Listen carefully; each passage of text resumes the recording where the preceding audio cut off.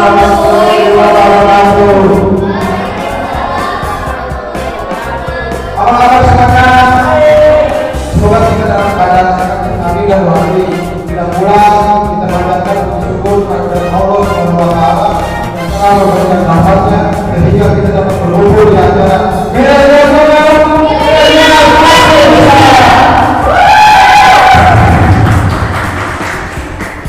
saya Menteri dan rekan saya Kira yang akan membantu kita pada hari ini. Untuk teman-teman semua, jangan lupa untuk memperhatikan protokol kesehatan mengingat penduduknya sedang terdampak dilanda oleh pandemi COVID-19. yang tidak lupa pula kita juga mengucapkan terima kasih kepada Ustaz Ramayati selaku Dekan Fakultas Ilmu Komunikasi serta pihak-pihak yang terlibat dalam acara talkshow pada hari ini. Langsung saja menyambut tema kita sebagai mahasiswa tentunya setelah lulus tujuan kita adalah bekerja dan mencari uang. Saat ini kita sedang berada di era revolusi industri 4.0 yang katanya menuju 4.0. Tentunya dituntut untuk memiliki keahlian yang bisa beradaptasi di era ini. Banyak orang yang bilang eranya milenial, eranya anak muda tahun 2000-an. Mungkin saja pada kita sendiri ada kesempatan untuk mencapai goals perusahaan di era ini. Melalui novel ini kita akan langsung kepada narasumber kita dalam acara adalah tips dan trik buat perusahaan di era milenial. Berikan tepuk tangannya. Kita semua berharap melalui talkshow ini akan banyak mendapatkan wawasan mengenai perusahaan dan apa sih yang harus kita persiapkan untuk menembus perusahaan di era milenial ini. Langsung saja kita panggil narasumber kita. Asia dan Suasana.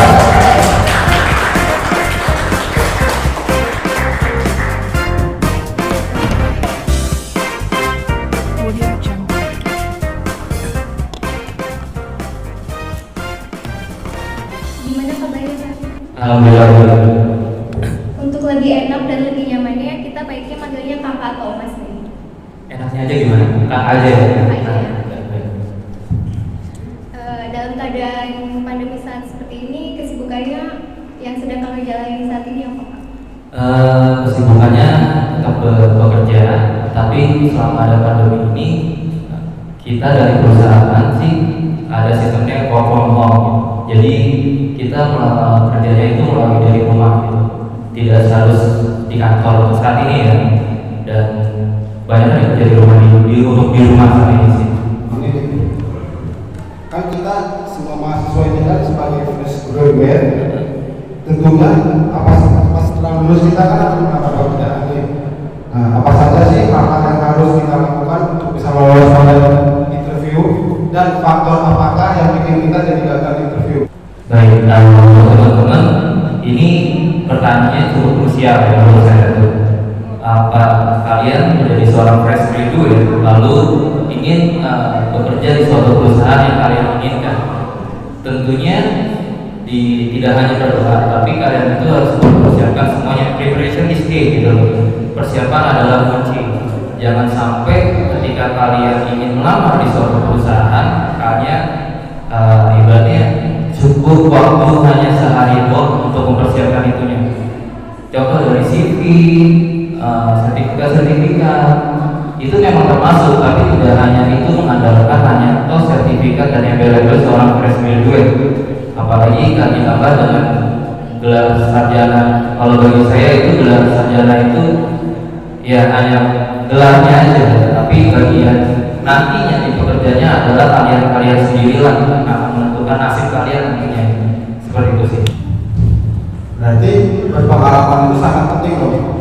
Nah, kalau misalnya seperti organisasi di kampus itu bakal berpengaruh besar sih sama dunia kerja. Baik, untuk organisasi kalau menurut saya sendiri itu sangat penting. Kenapa? Karena kalian di kampus itu jangan hanya menjadi kubu-kubu. Kubu-kubu tahu kan? Kuliah pulang. Itu kalian cuma dapat secara teorinya doang, tapi gak ada pengaplikasiannya secara fisiknya gitu loh. Contoh, saya ambil organisasi apapun yang ada di kampus, kalian ikuti aja gitu. Kenapa?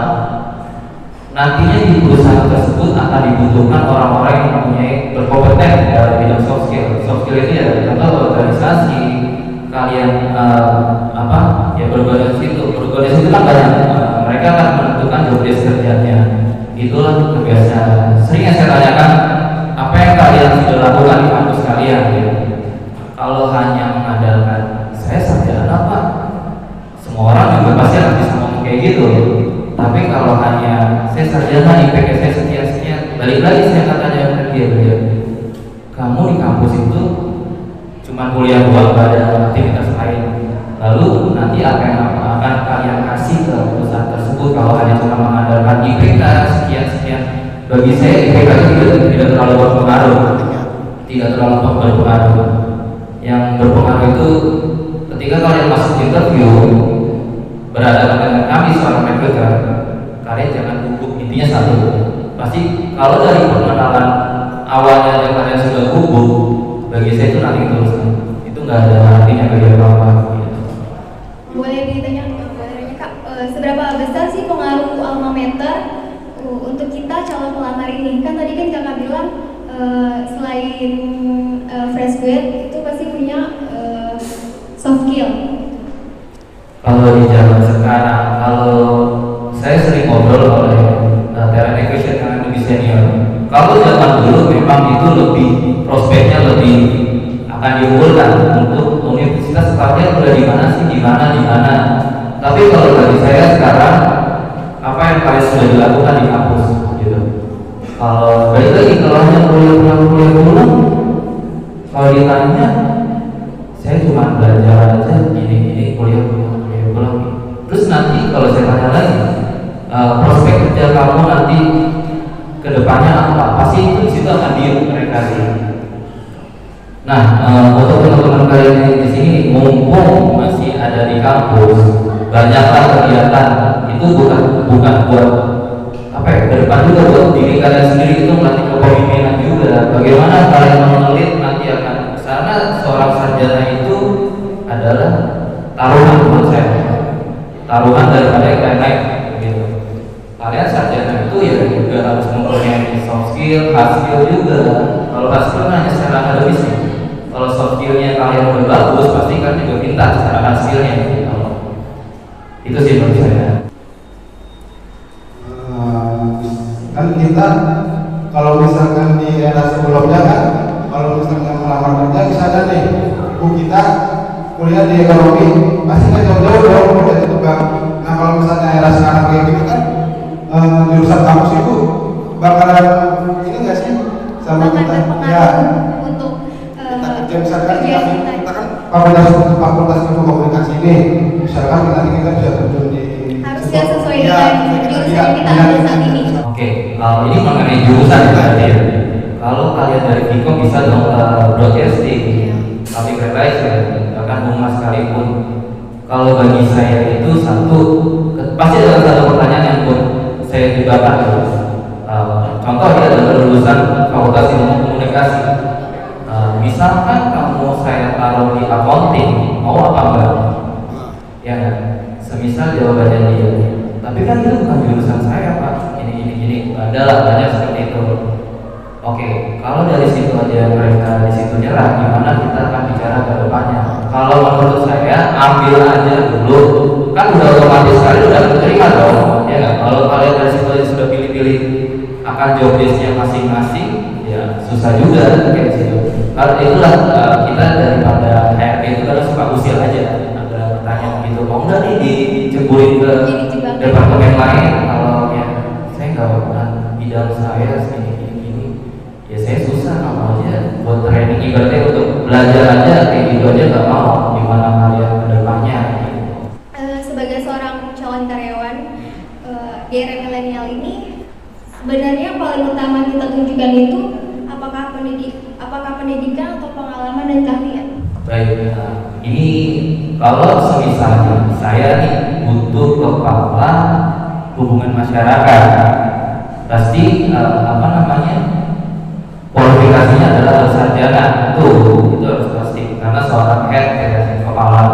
Kalau ketika kalian ingin menjadi head hanya mengandalkan hanya ijazah pure, saya sih mikir-mikir lagi gitu. Kenapa? Emang jadi ketakutan kalian akhirnya gitu. Tapi yang dilakukan zaman sekarang ya seperti itu. Balik lagi, kalian harus punya skill-skill yang bisa membuat kita para recruiter itu tertarik. Contoh, kalian pengenalan diri aja kalian masih gitu. Terus saya ambil contoh, coba jelasin CV kamu gitu. Misal saya ambil contoh, mereka harus menjelaskan CV-nya. Kalau CV-nya hanya nama lengkap, alamat, SD, SMP, SMA, bahkan hingga kuliah, itu formal banget menurut saya. Nggak ada yang buat menarik-menariknya. Kadang ya gitu, kita menyikapinya galak-galaknya seperti itulah. Bagaimana dia juga harus berpikir ini. Tapi kalau dari situnya juga nggak bisa, susah. Pengalaman itu penting.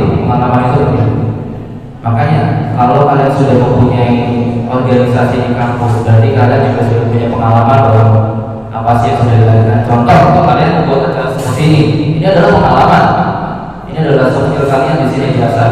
Bagaimana Mas Fikri, Mbak Fira juga melatih menjadi seorang public relation yang sangat baik gitu. Nanti akan kedepannya juga akan nggak gugup kalau ditanya. Coba kalau misalkan saya tanya, kuliah di mana, ini apa yang sudah kalian lakukan? Nah, kalian lakukan, pasti kan sudah akan menyebutkan saya pernah membuat acara ini itu. Jadi pun saya tertarik gitu. Oh, berarti kalian tidak cuma buku-buku gitu. Pengalaman itu sangat penting ya. Ketika fresh graduate itu melamar pekerjaan, tetapi dia sudah mempunyai pengalaman yang sangat banyak, apakah bisa bersaing dalam yang misalnya kayak senior mereka itu yang ada berpengalaman? Kalau masalah sayangnya kali-kali dari kalian masing-masing. Sama dulu saya mengalami hal ini di posisi itu pun saingan saya banyak universitas ternama. Tapi bagaimana sekali lagi ketika kalian memanage waktu di saat kalian waktu kuliah itu bagaimana? Ingat, di sana recruiter bertanya, misalkan ada universitas ternama, universitas biasa aja, universitas yang sedang-sedang aja, mereka akan beradu. Contoh, universitas ternama hanya mengandalkan IPK, tapi ini universitas ternama, oke lah, masuk satu. Ini yang sedang-sedang ini harus berusaha nih. Berusahanya apa? Ya, adu aja dalam introduce yourself aja gitu, pengenalan pada dirinya kalian sendiri itu masing-masing gitu. Dan sekali lagi, saya sering menemukan hal-hal yang orang yang hanya mengandalkan ijazah doang. Kalau misalkan kalian gagal di tempat, misalkan kalian seorang fresh graduate gitu, ini triknya adalah ketika kalian menjadi seorang fresh graduate, ketika dan ingin apply ke perusahaan-perusahaan, kalian harus konsisten. Artinya konsisten gini, kalian ingin menjadi hubungan masyarakat, humas. Udah lamar aja hubungan masyarakat aja terus. Gak apa-apa, pasti pertama kalian lakukan adalah gagal. Itu pasti, gak bisa dipungkiri. Pasti gagal. Kedua gagal. Tiga gagal.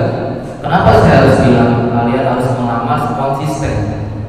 Dari pengalaman 1, 2, dan 3, kalian harus belajar di situ harusnya. Oh, kenapa ya gue gagal di situ? Kenapa ya gue gagal di situ?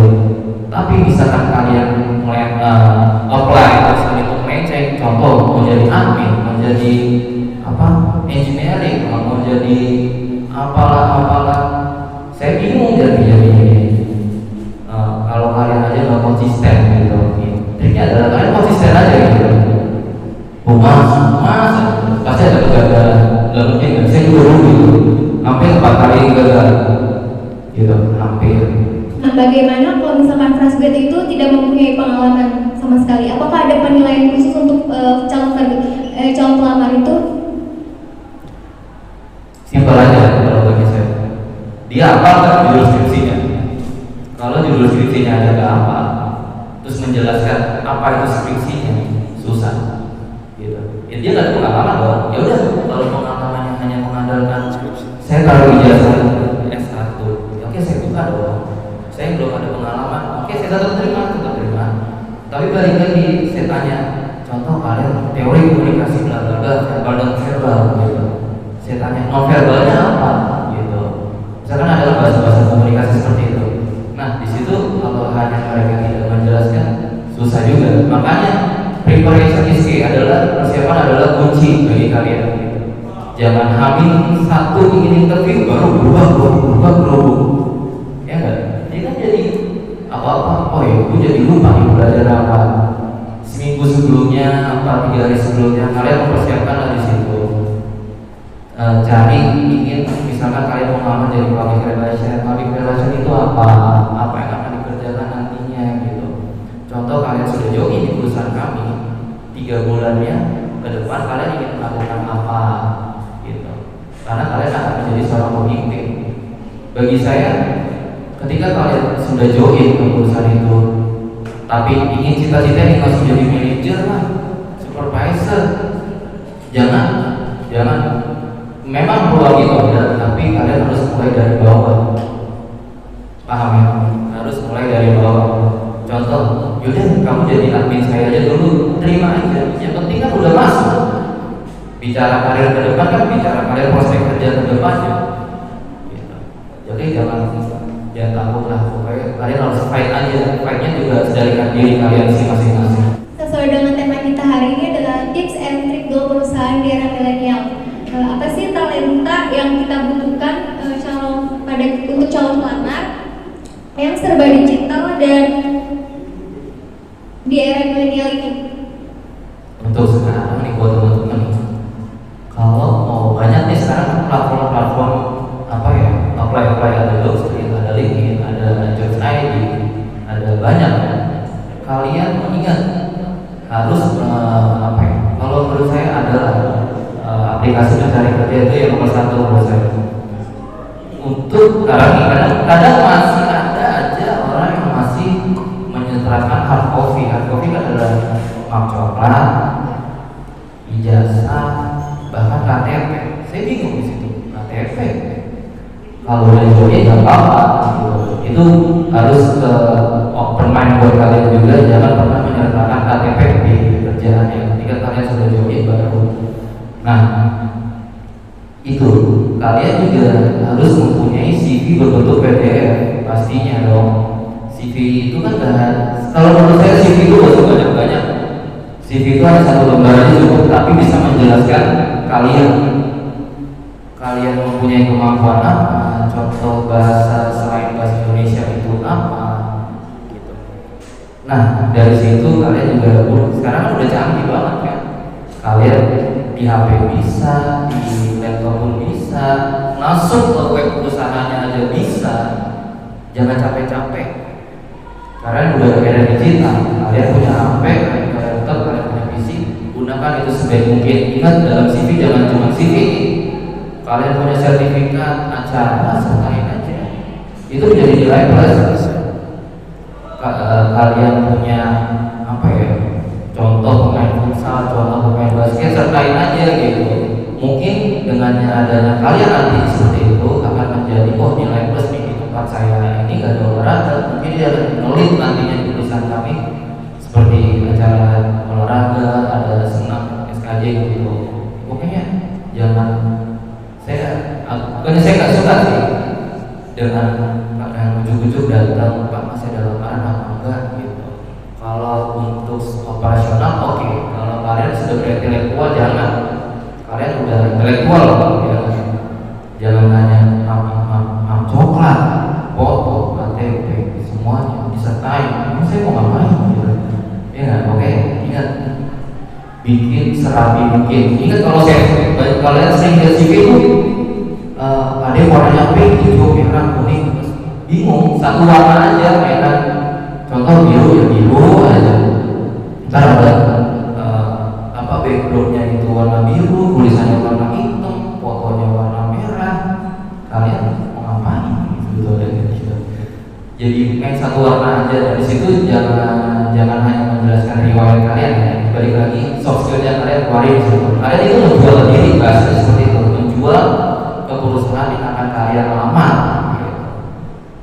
Jadi ya kalian akan merasakan kegagalan itu pasti loh, ingat ya, kegagalan itu pasti. Tadi kan ngomongin dengan CV dalam pengamar pekerjaan itu kan pasti ada 3 ya, datang langsung ke tempat lewat online kayak Jobdesk, LinkedIn atau melalui yayasan.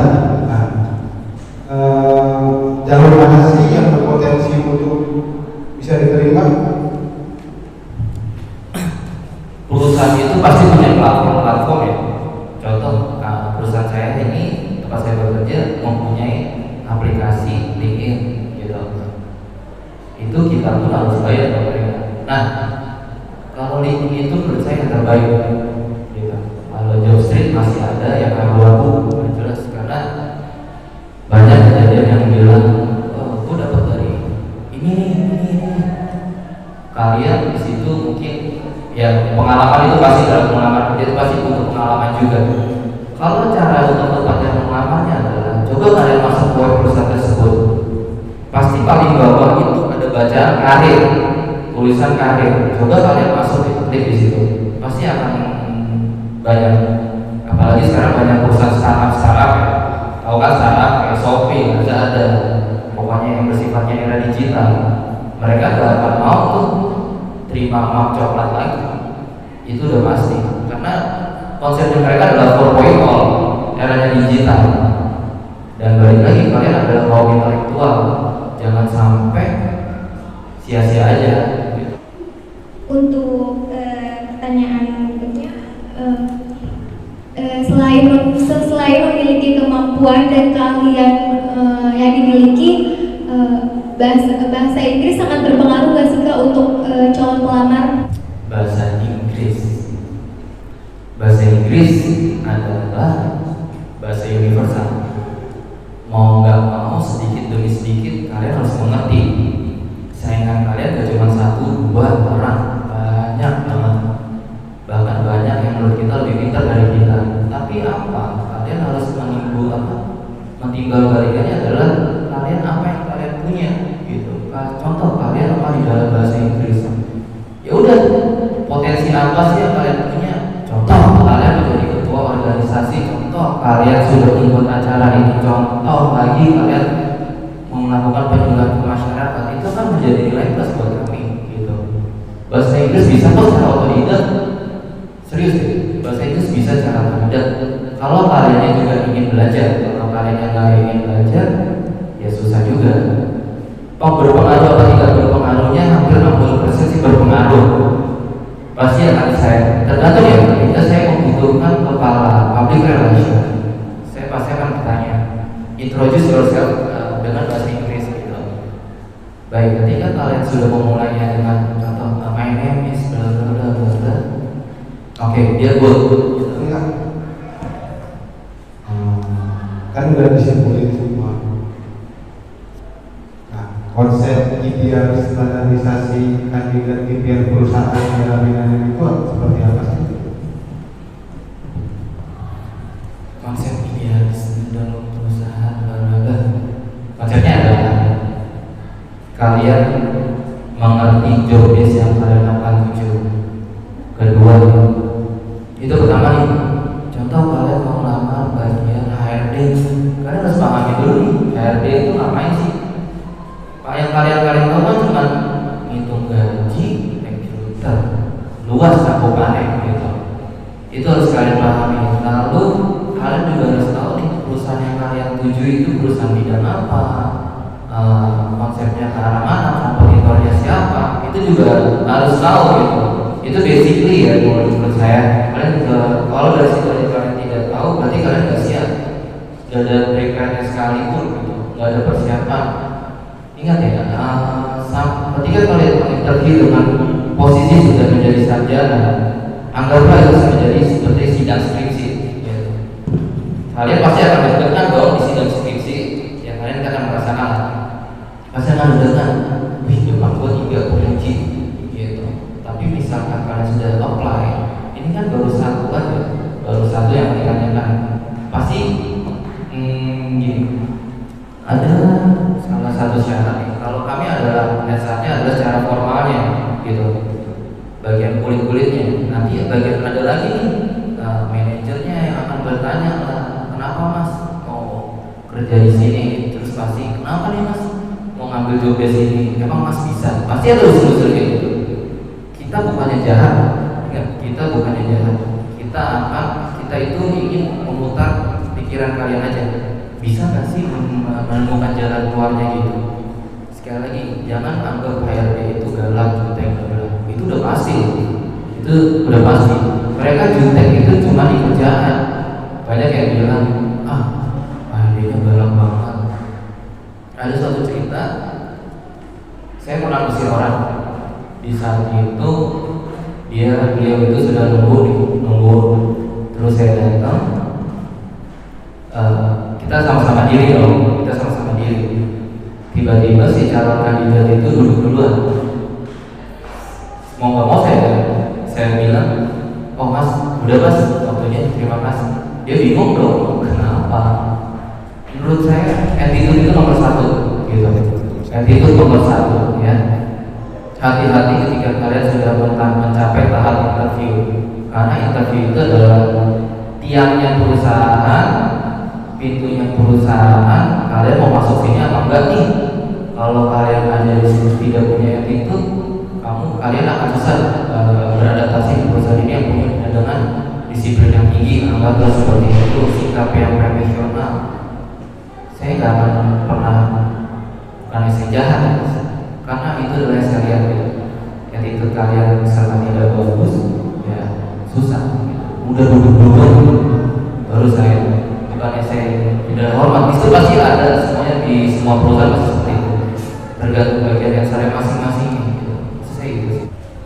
Kalau misalkan dari diri kitanya kayak itu bisa nggak sih bersaing di era ini?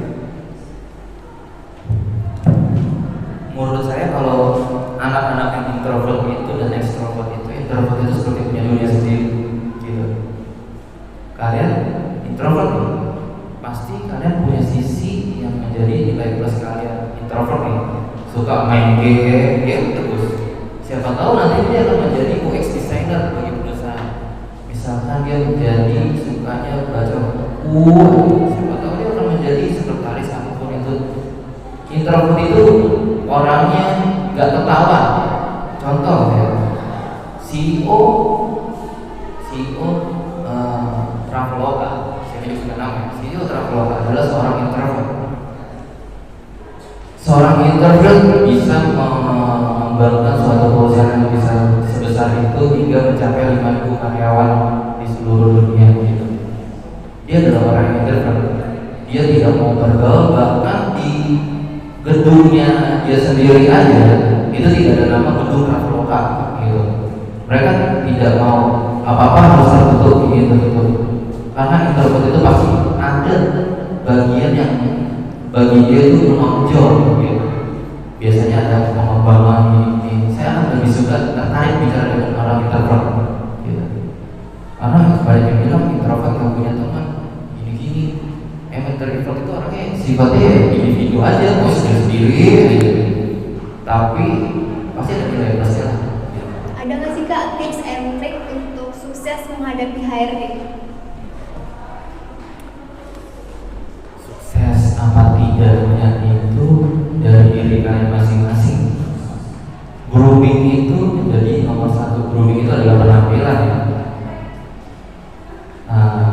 Maaf ya, kalau ingin interview jangan memakai hitam putih ya, jangan memakai hitam putih.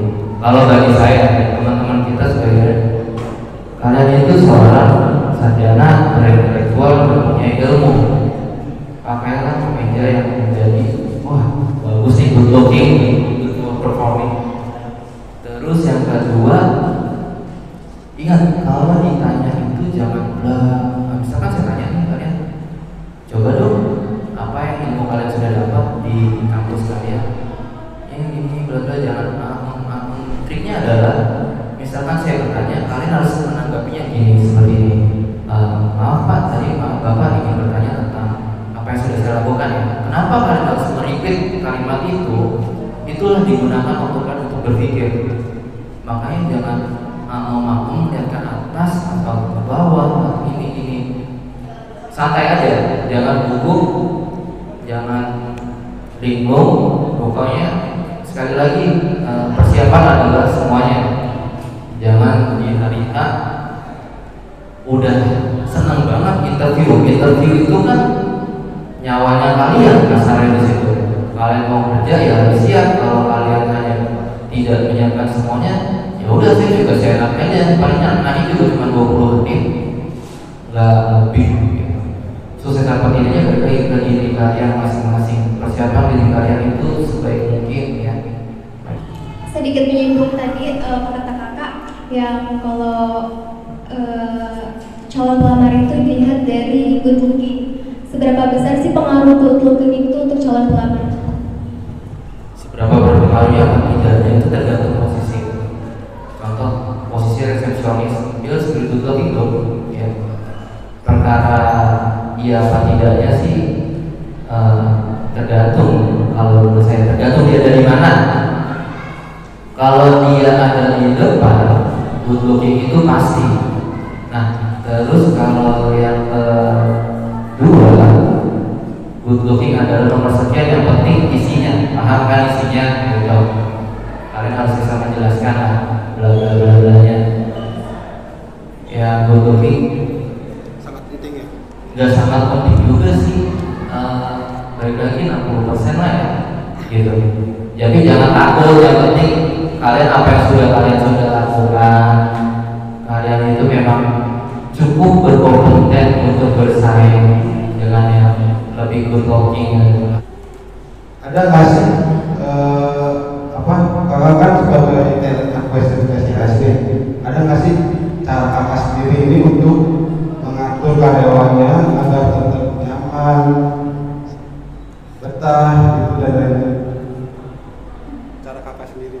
Oke, kalau cara saya adalah seorang HR yang baik adalah bagaimana dia memelit di sebuah perusahaan. HR itu adalah penyambung dari atas ke bawah. Atas itu adalah artinya direktur, direksi ya.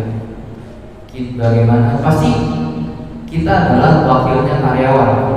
Kita adalah orang nomor satu yang akan dicari oleh bos-bos kita.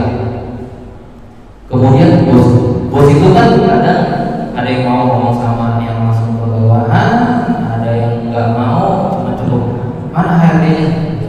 Pasti kita adalah orang pertama yang dipanggil. Contoh untuk kita bagaimana ngelitnya mereka, kalian harus sayang dulu sama mereka.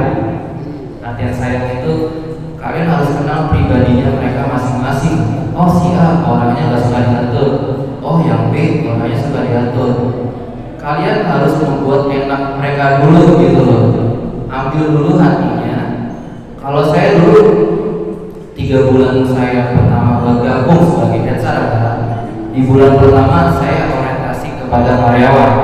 Orientasi dimaksud adalah karyawan itu kan banyak ya. Kalian mau nggak mau harus terjun ke mereka juga. Seorang HR adalah membuat peraturan juga. Ketika kalian ujuk-ujuk masuk menjadi seorang HRD, lalu kalian disuruh membuat peraturan perusahaan, peraturan karyawan.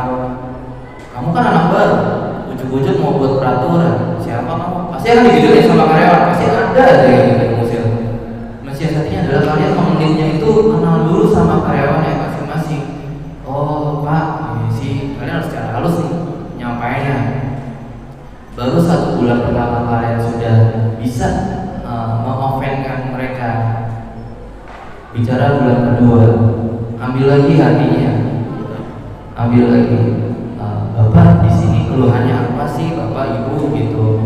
Kalau saya sih orangnya itu lebih ke person to person ya. Gak mau nih kita semua duduk gini, saya gak suka gitu. Bukannya saya nggak suka, saya gak mau aja. Lebih baik saya person to person ke orang, karena saya adalah juga dulu dari bawah. Saya paham mengerti bahasanya mereka. Kita membuat peraturan tapi tidak ingin membuat mereka ini jadi sakit hati.